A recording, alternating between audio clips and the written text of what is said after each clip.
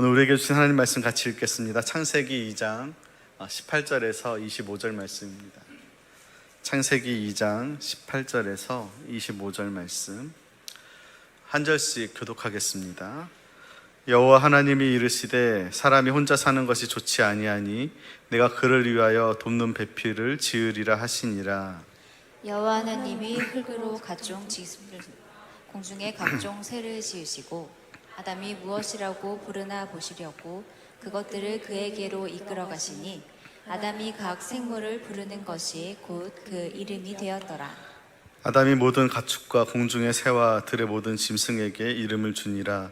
아담이 돕는 배필이 없으므로 여호와 하나님이 아담을 깊이 잠들게 하시니 잠들매에 그가 그 갈빗대 하나를 취하고 살로 대신 채우시고 여호와 하나님이 아담에게서 취하신 그 갈빗대로 여자를 만드시고 그를 아담에게로 이끌어 오시니 아담이 이르되 이는 내 뼈 중에 뼈요 살 중에 살이라.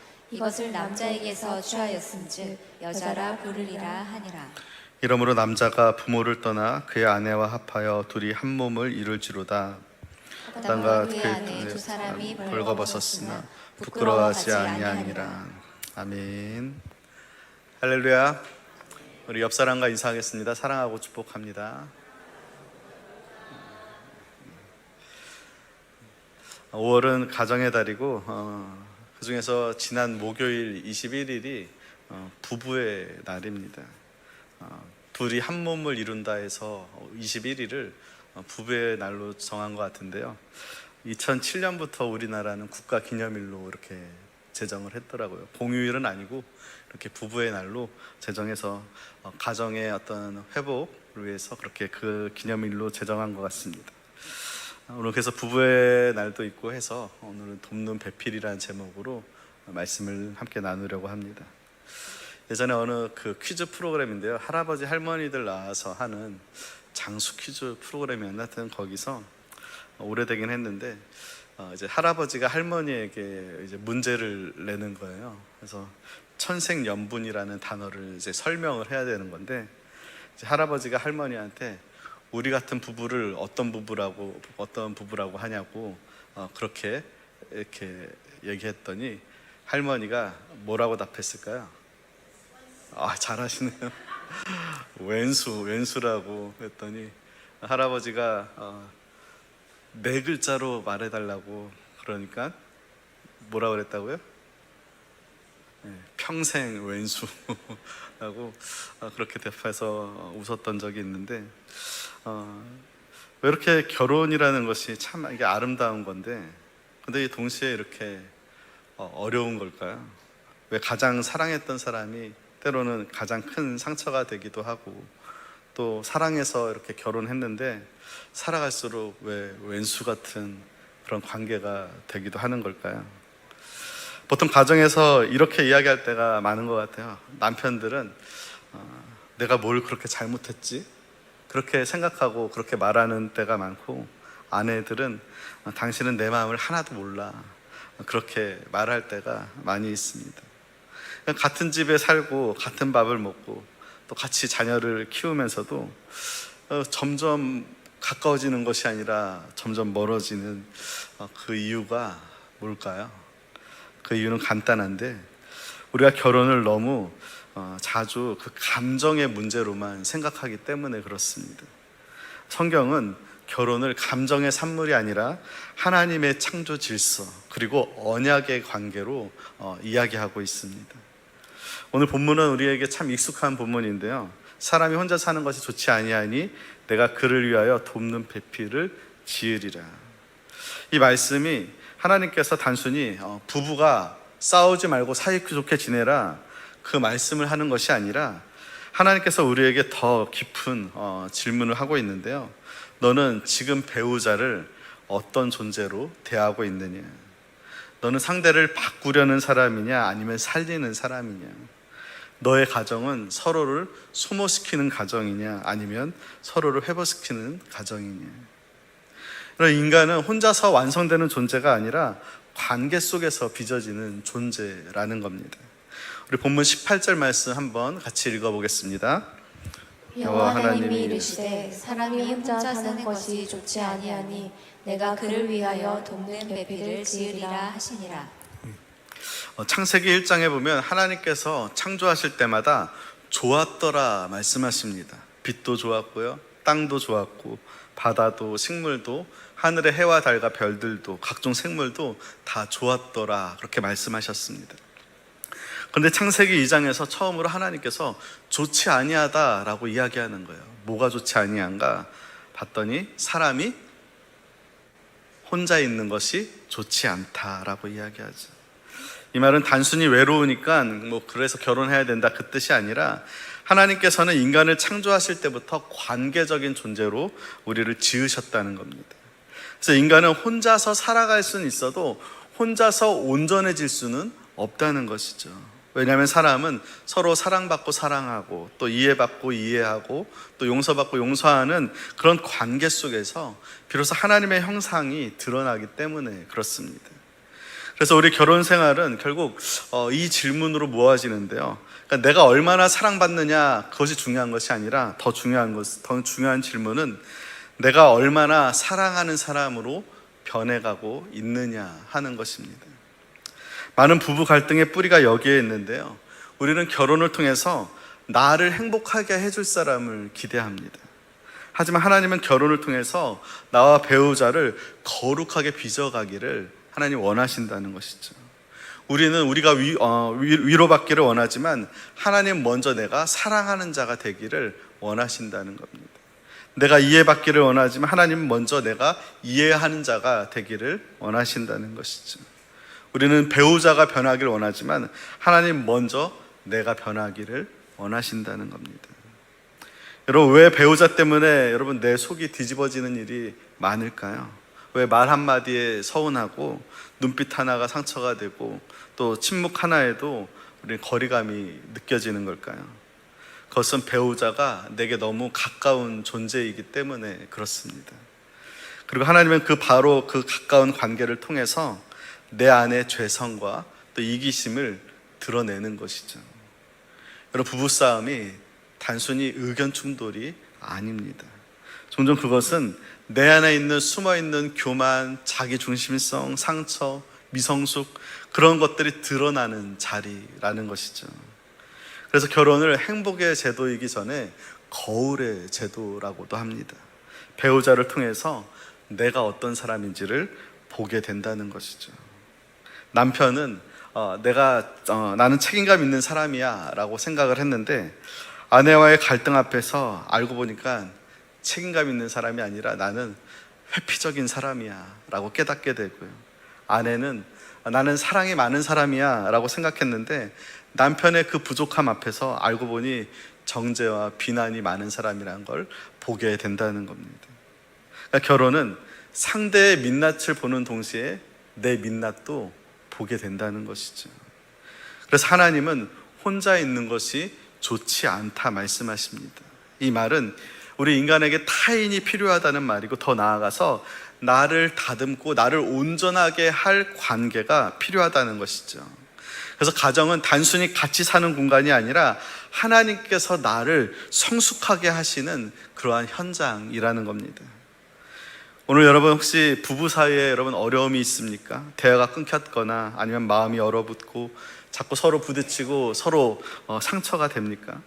그럴 때 우리는 보통 왜 저 사람 왜 저럴까 그렇게 생각하는데, 그것보다 먼저 생각해야 될 것이 있습니다. 그것은 하나님은 이 관계를 통해서 내 안에서 무엇을 다루고 계시는가, 이 질문이 시작될 때 가정의 변화가 시작된다는 것이죠. 18절 후반절에 보면 내가 그를 위하여 돕는 배필을 지으리라 말씀하십니다.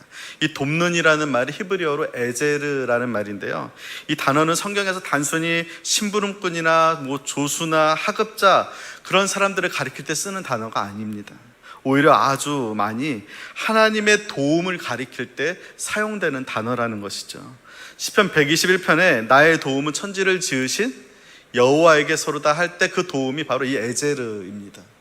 또 에베네셀 여러분 아시죠? 여호와는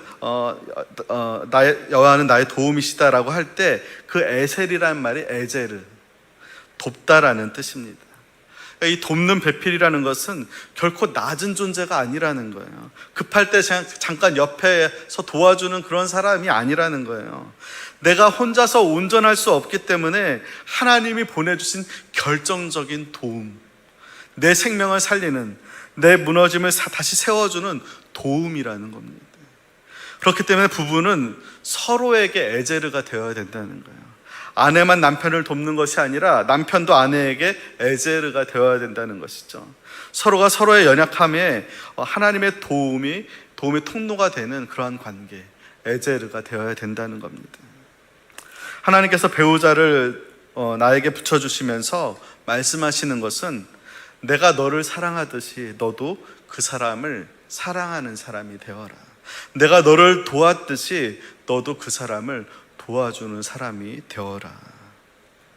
그런데 우리는 자꾸 배우자를 평가합니다. 왜 이것도 못하냐고, 왜 이렇게 예민하냐고, 왜 맨날 그 소리 하냐고, 왜 그렇게 무심하냐고, 왜 이렇게 내 마음을 몰라주냐고. 여러분, 배우자는 평가의 대상이 아니라 사명의 대상입니다. 하나님이 내게 맡기신 영혼이에요.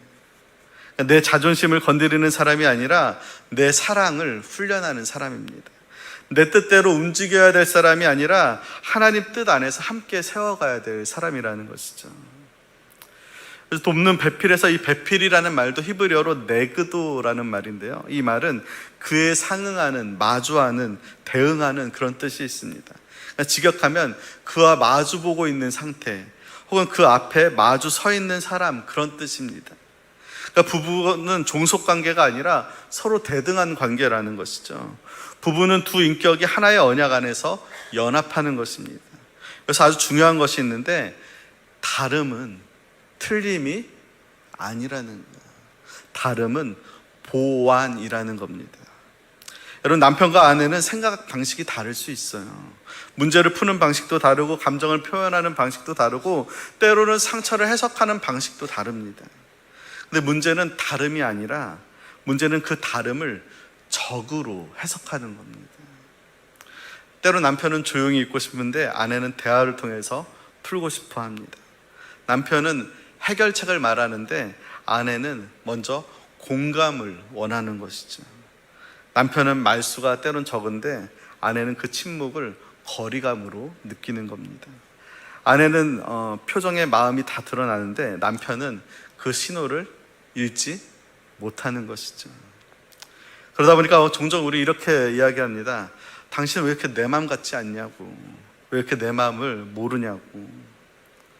근데 여러분, 하나님께서 애초에 나와 똑같은 사람을 주신 것이 아니라는 겁니다. 왜냐하면 나와 똑같은 사람은 나를 편하게 할지는 몰라도 나를 잘하게 하지는 못한다는 겁니다.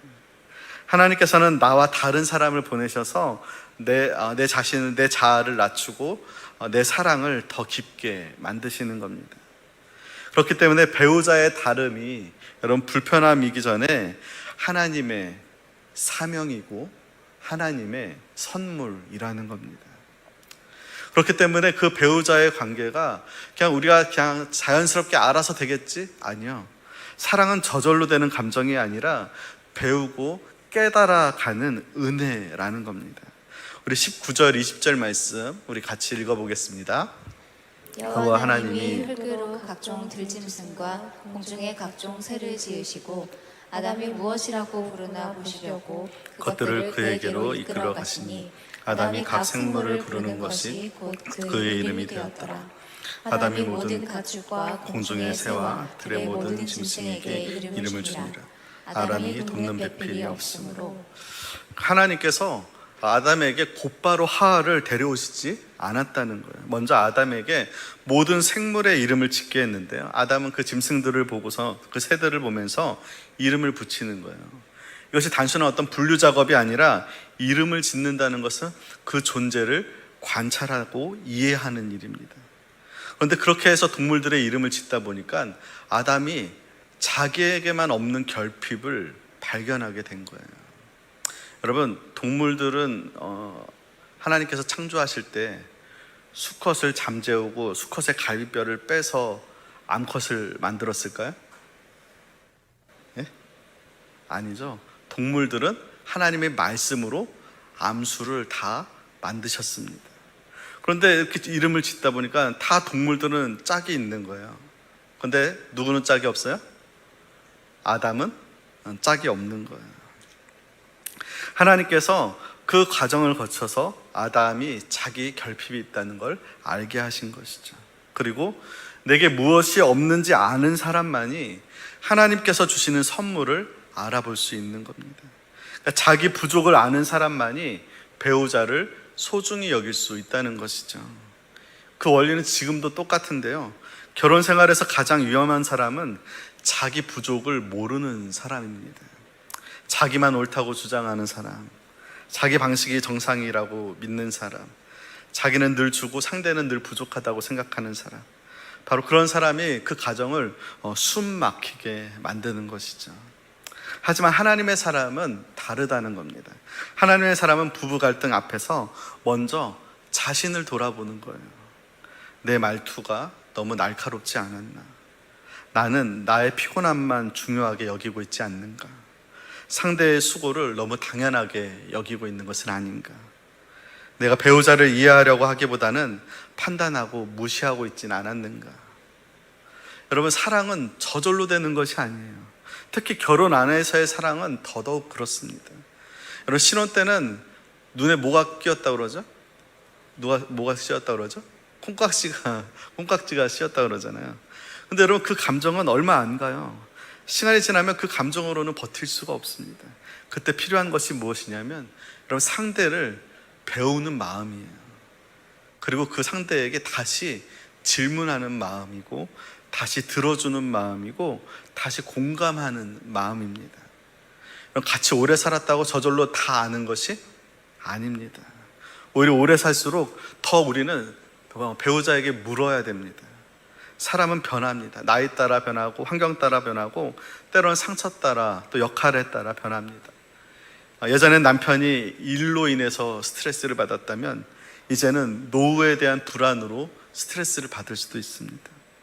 예전에는 아내가 육아로 지쳐 있었다면 이제는 자녀가 떠난 그 빈자리와 자기 정체성에 대한 흔들림으로 인해서 때로 외로울 수도 있습니다.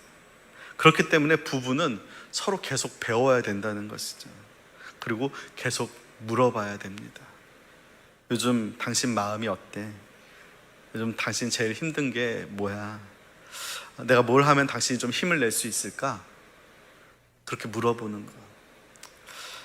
1부 때 이 설교를 하면서 지금은 집사람이 없지만 1부 때 집사람이 있는데 아마 집사람 속으로 그랬을 거예요. 너나 잘하세요. 저도 이 설교를 준비하면서 솔직히 저도 그렇게 제대로 물어본 적도 없고 관심을 가져본 적도 없기 때문에 회개하는 마음으로 저도 설교를 준비했습니다. 여러분, 부부간에 자연스럽게 서로 관계가 좋아지는 게 아니에요. 서로 더 배워야 되고 서로 더 노력해야 된다는 것이죠. 더 나아가서 이 부부의 관계는 지배도 아니고 짓밟힘도 아니고 보호와 친밀함과 존중의 관계여야 된다는 겁니다. 우리 21절, 22절 말씀 같이 읽어보겠습니다. 여호와 하나님이 아담을 깊이 잠들게 하시니 잠들매 그가 그 갈빗대 하나를 취하고 살로 대신 채우시고 여호와 하나님이 아담에게서 취하신 그 갈빗대로 여자를 만드시고 그를 아담에게로 이끌어오시니. 여러분, 여기서 보면 그 여자가 아담의 머리에서 나왔나요? 아니죠. 그렇기 때문에 지배의 대상이 아니라는 겁니다. 남자의 발에서 나왔나요? 아니죠. 짓밟힘의 대상이 아니라는 거예요. 어디서 나왔죠? 옆구리, 갈빗대에서 나왔습니다. 이것은 가까이 두고 사랑하고 보호하고 존중해 주라는 그런 뜻입니다. 그래서 아담은 하와를 보는 순간 이렇게 이야기하죠. 이는 내 뼈 중에 뼈요 살 중에 살이다. 이 말이 단순한 어떤 그런 감탄사가 아니라 너는 내 인생과 무관한 타인이 아니라는 거예요. 너를 함부로 대하는 것은 결국 나를 함부로 대하는 것이다. 너는 내 삶과 깊이 연결되어 있다. 그런 고백입니다. 그래서 에베소서 5장에 보면 바울은 남편들에게 아내 사랑하기를 어떻게 하라고요? 자기 몸처럼 사랑하라. 왜 그런 말을 하냐면 바로 이 창세기의 말씀 때문에, 한 몸이기 때문에 그렇습니다. 그렇기 때문에 부부 사이의 거친 말은 그냥 말 실수가 아닌 거예요. 한 몸 된 상대를 찌르는 것이죠. 그리고 한 몸 된 상대를 찌르는 건 누굴 찌르는 거예요? 내 자신을 찌르는 거예요. 여러분, 무관심은 단순한 성격 차이가 아니에요. 같은 몸의 통증을 외면하는 거예요. 부부의 아픔과 통증이 있는데 그걸 외면하는 것은 내 아픔을 그냥 내버려 두는 것과 같은 거라는 겁니다. 여러분, 가정을 무너뜨리는 것은 아주 큰 사건 때문만이 아니라는 거예요. 대개는 보통 작은 무시, 작은 냉소, 작은 무관심 때문에 그것들이 쌓여져 가면서 가정이 차갑게 되는 겁니다. 그 정도도 못해? 또 시작이야? 됐어, 필요 없어, 당신 얘기 들을수록 피곤해. 이런 말들이 어떤 순간적인 감정 배출 같지만 사실은 관계를 서서히 죽이는 독이 된다는 겁니다.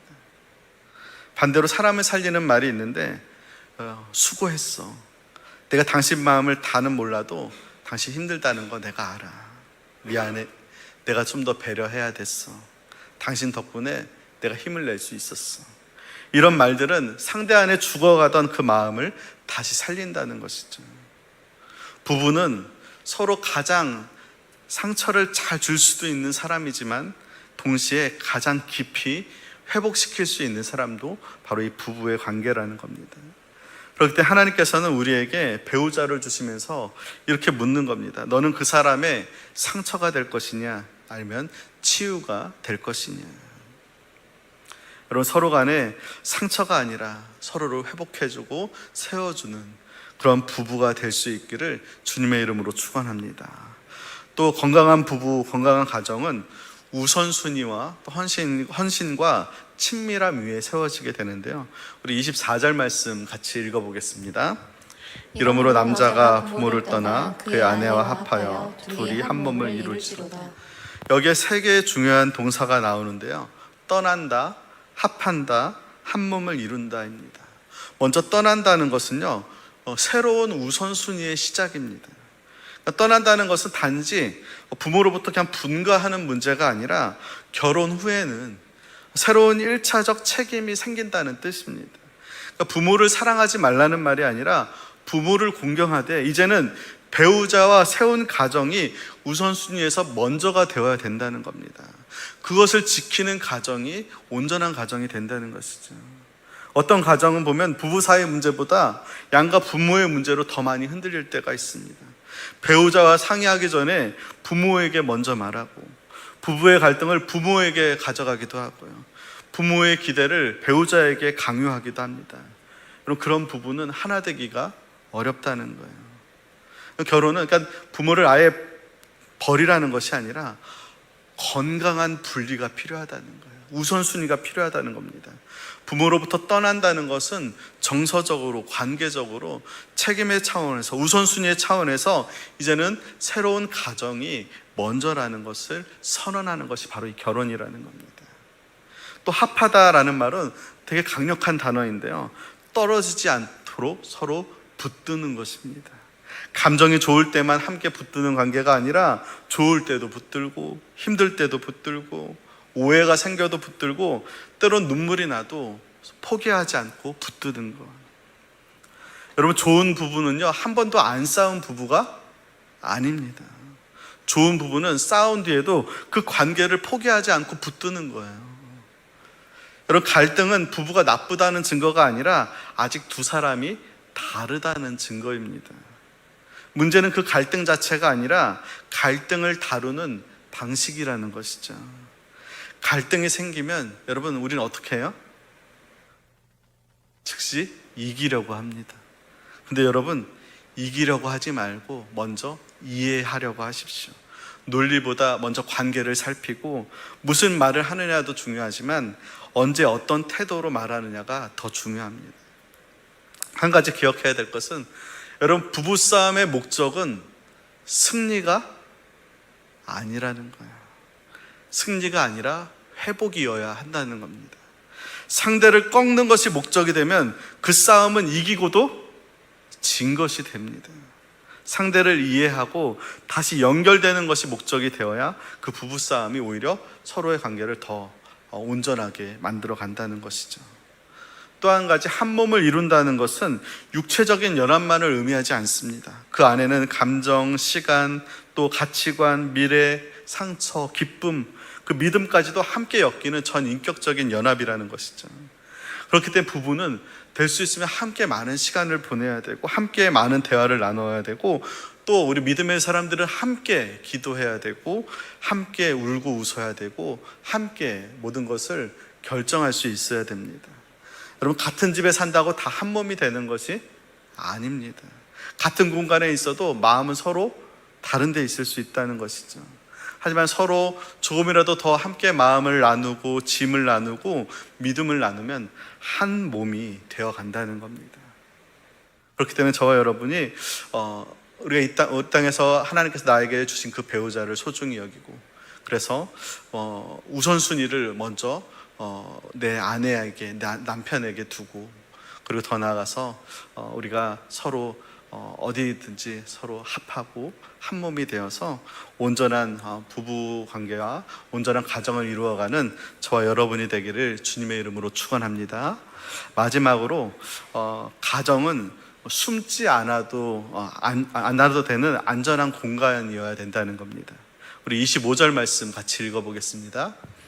아담과 그의 아내 두 사람이 벌거벗었으나 부끄러워하지 아니하니라. 이 말씀은 단지 어떤 육체의 상태를 말하는 것이 아니라 심리적으로, 영적으로 어떤 관계적인 투명성을 이야기하고 있습니다. 있는 모습 그대로 받아들여지는 관계, 숨기지 않아도 되는 관계, 내가 좀 방어하지 않아도 되는 관계를 뜻하는 것이죠. 그런데 죄가 들어오니까 어떻게 돼요? 사람이 숨어요. 그리고 가립니다. 그리고 핑계를 대고 상대를 탓하게 되는 것이죠. 바로 이것이 깨어진 관계의 그러한 전형이라는 겁니다. 오늘날 많은 부부가 같은 집에 살면서도 사실은 서로에게 숨습니다. 상처를 숨기고, 외로움을 숨기고, 실망을 숨기고, 내 안엔 두려움을 숨깁니다. 왜 그럴까요? 내가 말해도 안전하다고 생각하지 않기 때문에 그렇습니다. 내가 약함을 보이면 판단받을까 봐 두렵고, 내 실수를 인정하면 오히려 정죄당할까 봐 두렵고, 눈물 보이면 또 무시당할까 봐 두렵고. 그런데 여러분, 가정의 회복은 먼저 안전한 분위기를 만드는 데서부터 시작됩니다. 배우자가 솔직해질 수 있는지. 그래서 서로 간에 이런 배우자랑 그 핸드폰 비밀번호, 배우자의 비밀번호 알고 있나요? 예? 알아야 돼요. 서로 오픈해야 됩니다. 비밀이 없어야 돼요. 그리고 내가 말해도 말을 자르지 않는지, 실수해도 정죄하는 것보다 회복이 있는지, 그러한 집이 건강한 부부, 건강한 가정이 된다는 것이죠. 오늘 예배드리는 이곳에 있는 모든 남편 여러분, 아내가 어떤 말을 꺼낼 때 너무 빨리 해답을 주려고 하지 마세요. 먼저 들어주세요. 아내가 원하는 것은 해결책이 아니라 공감하는 마음, 자기 마음이 안전하게 받아들여지고 있다는 확신을 원할 때가 있다는 것이죠. 또 오늘 예배드리는 모든 아내 여러분, 남편이 말이 적다고 해서 무심하다고 단정하지 마시기를 바랍니다. 남편은 자기 방식대로 부담과 책임을 짊어지고 있을 수 있습니다. 그러니까 남편의 그 침묵 안에 있는 때로는 그 무게를 좀 읽어줄 필요가 있다는 것이죠. 그래서 가정은 세상보다 더 차가운 곳이 되어서는 안 된다는 거예요. 밖에서 상처받고 돌아왔는데 안에서도 또 정죄받고 심판받는다면 우리 서로 버틸 수가 없게 되는 것이죠. 가정은, 부부는 서로 간에 피난처가 되어야 됩니다.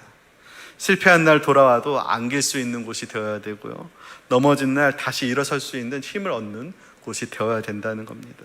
바로 이것이 에제르의 가정, 서로를 더 움츠러들게 만드는 가정이 아니라 서로를 다시 일으켜 세우는 가정, 서로를 온전하게 하는 부부가 된다는 것이죠. 여러분, 내 배우자를 바꿔야겠다, 그러한 생각을 지금까지 해왔다면 우리가 좀 그 태도를 좀 바꿔야 됩니다. 우리는 항상 저 사람이 좀 덜 예민했으면, 저 사람이 조금만 더 다정했으면, 저 사람이 조금만 내 마음을 알아줬으면, 그렇게 우리는 생각하지만 하나님은 우리에게 먼저 이야기하는 겁니다. 너는 그 사람에게 어떤 배우자인가? 너는 상대를 살리는 사람인가? 너는 가정 안에서 하나님의 도움의 통로가 되고 있는가? 또 한 노 부부가 이제 병원의 복도를 천천히 걸어가는데요, 할아버지는 허리가 굽었고 할머니는 걸음이 느립니다. 잘 못 걷습니다.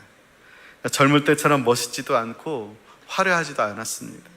그런데 이 두 사람이 손을 꼭 잡고 걸어가는 거예요. 누가 먼저랄 것도 없이, 누가 더 힘이 세다고 할 것도 없이 그냥 서로의 균형이 되어주는 것이죠. 아마 이분들도 젊을 때 손을 잡는 것은 아마 설렘이었을 겁니다. 하지만 이 노년의 이 손잡음은 설렘을 넘어서는 것이죠. 그것은 약속입니다. 내가 너의 곁에 있을게.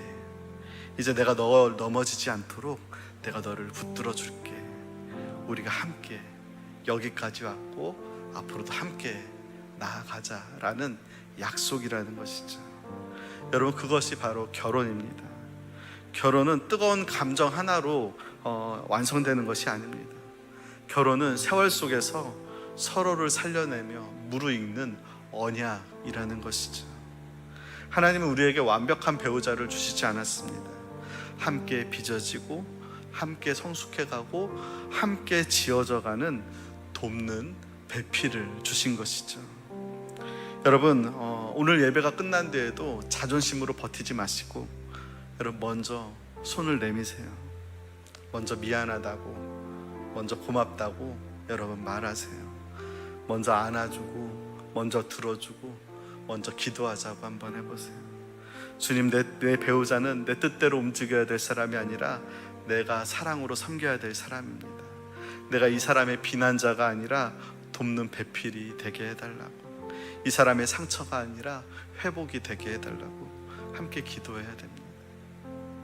상대를 고치려 들기보다는 이해하고, 정죄하기보다는 품어주고, 당연하게 여기기보다는 감사하고, 침묵으로 무관심하기보다는 사랑으로 대할 수 있는, 내가 먼저 에제르, 돕는 사람, 돕는 배필이 되도록.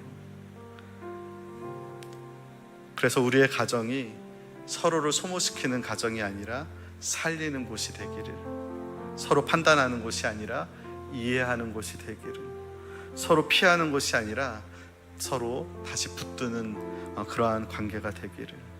그래서 여러분의 가정, 또 부부간의 관계가 정말 돕는 에제르의 관계가 되어서 정말 하나님 보시기에 작은 천국을 이루는 귀한 가정들이 되기를 주님의 이름으로 축원합니다.